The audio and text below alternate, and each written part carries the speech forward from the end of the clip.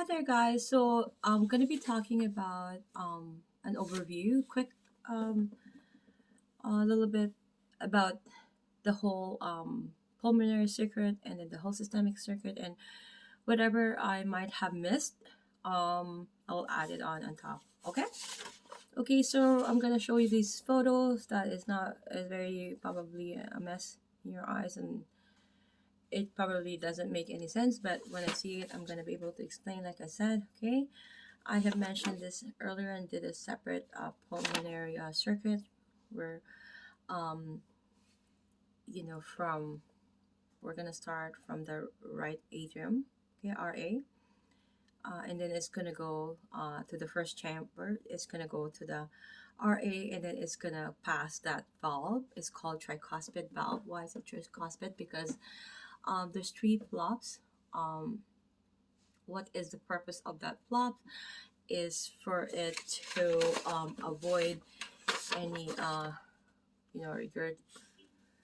regurg- regurgitation sorry, or backflow going towards the blood going there. Okay, so now the blood is in the right ventricles, and there is again a valve, and it's called it's a semilunar valve, pulmonary valve. The semilunar valve is called that way is because of the way it's presented. It looks like the moon, semilunar. It's the same way as the aortic. They're the same. So sometimes it kind of look like for students it will look the same with the mitral valve. And with mitral valve, keep in mind the reason why they call it mitral valve or bicuspid or tricuspid. Mitral is because of how the how the hat, it's the fluff, the way the fluff is presented like that way. Okay, so now it's gonna go to the like what I written down here in the pulmonary circuit. In the pulmonary artery, sorry, in the pulmonary valve, right? And then because the I suggest you guys have to do this too, like students, if you guys want to learn. This is really, this is like even now when I see this, I'm like, oh, I remember, right? Even if in detail, sometimes you don't forget, you don't remember. But when I look at my notes, I know it looks, but it makes sense to me. No matter how messy it might look to everyone, but it makes sense to me. So, okay, so if you make your own notes like that and it makes sense to you, then that's all that matters. Okay, so what happens is it bifurcates. It bifurcates. Why am I using the head? It bifurcates, and because we have two lungs, it gets into the left and then to the right. Okay, and when it come back to the heart, it creates a two um, left and then two right. That's when it. I don't know why it's like that because that's what God made it like that. But I'm gonna be explaining another video, next video, with the whole system, which is the respiratory system. Okay, I have a lot of small videos I have to do prior to the respiratory, but I'm so excited about it because I do have asthma, and I'm so passionate to know more so and put time. That's why I did it last so that I can be like more efficient in doing this, and then that way I could share it to you guys. Okay, so now it become goes to the atrium, right? So now we're gonna be talking about this. So we're finished with the pulmonary circuit, right? We're finished with the pulmonary circuit, and we're gonna do with the systemic circuit. Okay, where it goes the body, right? So from there, from the left ventricle is going from the right left atrium, left atrium, um, right? It then is going to see how there's two left pulmonary vein and two right and left pulmonary vein, and then it goes in. The blood goes into the left atrium, and there's another valve here. It's called left AV valve. It's called atrioventricular valve. or it's called bicuspid or mitral valve, and it goes to the left ventricle, right? And that's when it will have that pressure. That's why this is always working hard, 6 times as much as the ventricle. When we're talking about that phase of like when it contracts, where when you see the EKG rhythm, um, when it's contracting, right? It's when this is like doing that depolarization of contracting, right? And the reason why the left is more working is because it's going to the whole system of the body, whereas this one is just going to the lungs. Lungs is not far away from the heart, right? You guys know your lungs and heart uh, location, right? I suppose whoever comes to this channel must have known or must have a background of their anatomy, because our aim is to recall all the information that we have, as you know, as perhaps a therapist, as a therapist, as um, an educator, a writer, a nurse, or personal trainer, or anything that will require to know any form of um, field or work when we're dealing with a human being, right? So I'm just going to be explaining here um, quickly, and that if you can see here, right? So that's the head and arm. So this is the heart, the right atrium, right? So the inferior vena cava and the superior vena cava is going putting the blood flow that um, will start here, right, for the systemic, but that blood came from all over the body, the organs of the body that was that delivered the blood that came out from here. They delivered all the nutrients and oxygen. Now it all took all the toxins, whatever whatever bad waste metabolites, or whatever toxins, or carbon dioxide more so, and and it will it will bring back to the right atrium. Okay, superior vena cava and inferior will join together. Sorry about that. It should be joined together, and then it goes right there. And then there's that valve. I'm not sure. Oh, I always have to stress enough. Okay. Sorry about that drawing of the septum. By the way, the septum is where the baby, as the baby borns, that's going to close as the fetus while they're in their mom's womb. That's how they circulate the blood, and that's how they grow, and that's how they are fed.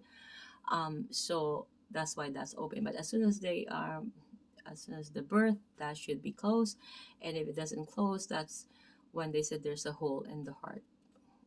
Okay, that's what they meant by that, because that didn't close. Okay, so the this one here, so the blood went to the right ventricle. Now it's gonna go to the pulmonary circuit, and then like I'm explaining this again the second time, and then it's going to have go through a valve. It's a semilunar valve. It's called the pulmonary valve, and it's going to bifurcate, and it's going to go to the lungs. Yes, they're gonna go into the lungs, bifurcate, right? And it's gonna do all that. That's the capillary bed there. It's gonna do all that exchange and all that, and then it's gonna go back to the left atrium with oxygenated blood. Oh, sorry, my right. Oh my God. And then there's another valve there again, and that valve is going to prevent that regurgitation or backflow that supposed to happen when the blood goes down to the left ventricle. Okay, so from the left ventricle, it's going to be ready to um, um, expel or expel or put all those blood nutrients to the system. For instance, it's gonna go to um, via the carotid artery. It's going to do that exchange of, where the carbon dioxide and oxygen to the head and arm, and then it's gonna go back to the subclavian vein, and then this is the only exception. All the artery name has the same vein name except for the jugular vein. So when it'll come back, it'll be jugular vein, right? You see that concept, and it'll go back there to the again to the arm, right? So let's say this is the, sorry, I can see that way, digestive tract. Okay, so let's say it's going to the digestive tract. So it's going so it it given some oxygenated blood. And keep in mind, the artery, there's no valve, right? It's really a high pressured blood vessel in comparison to the vein. It has the blood, and it has a valve that prevents from regurgitation. This one is really high pressured. So, and the flow is like how the apex of the heart, right? Keep that in mind. So you're going down, right? So it's going down, and and then it's going to the digestive tract. Okay, and between that, there's that hepatic portal vein. Keep in mind, portal system, or portal. When you see the word portal, meaning there's two capillary beds that was subdivided into two, and it raised a portal system. So in the hepatic, that happens, and then a kidney as well. Look at this. There's two capillary beds here.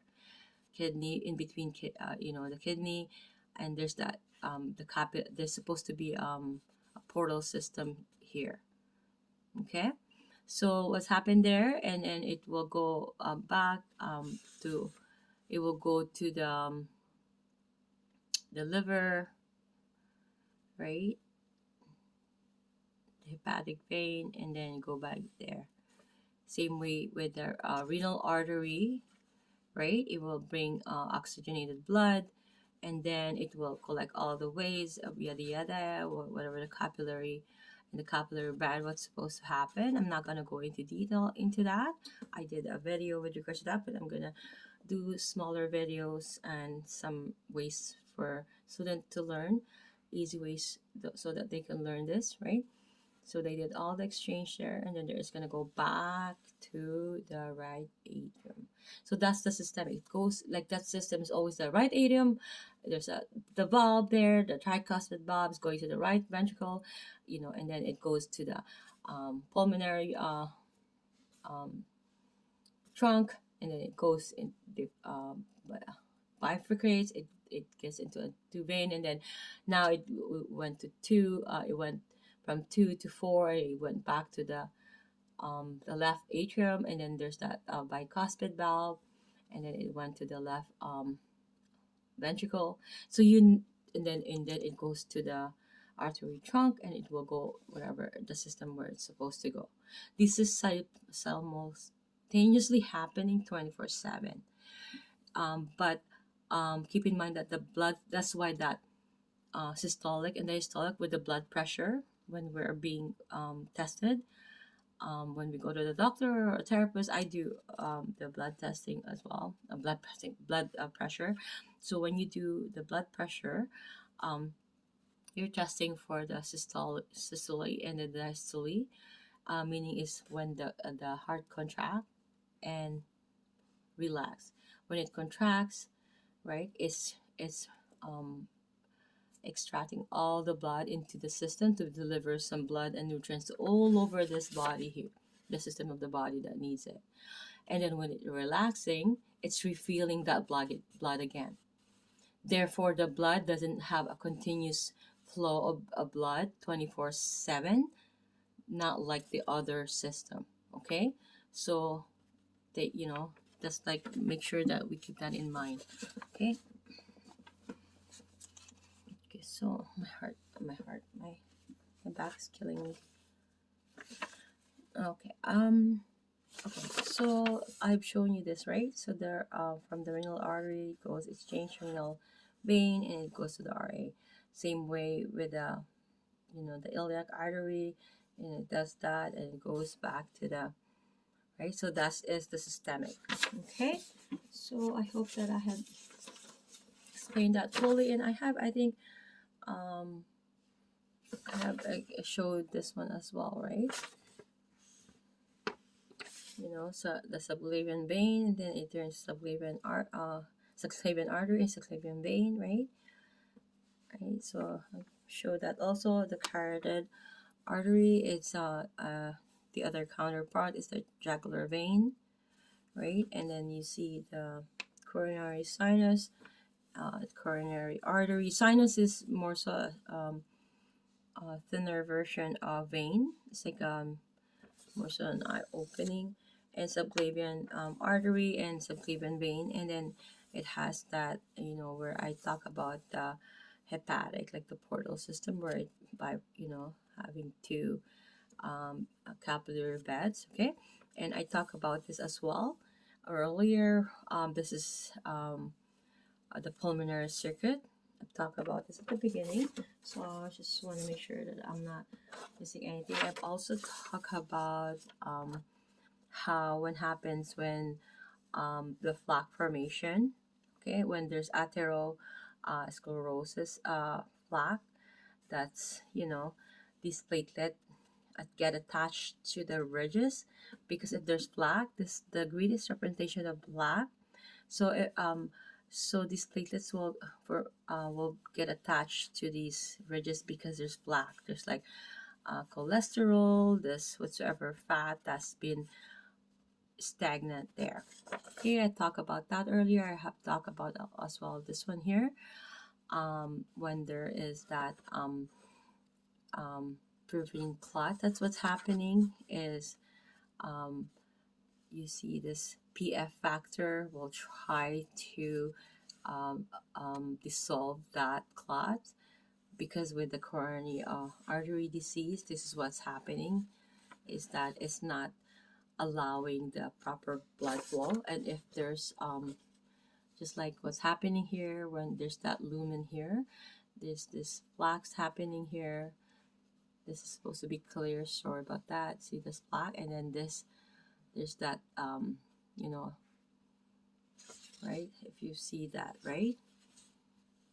See, we ignore this one, it's supposed to be clear, but this dark spot, that's that thrombosis that's happening, right? And we don't want that to happen. um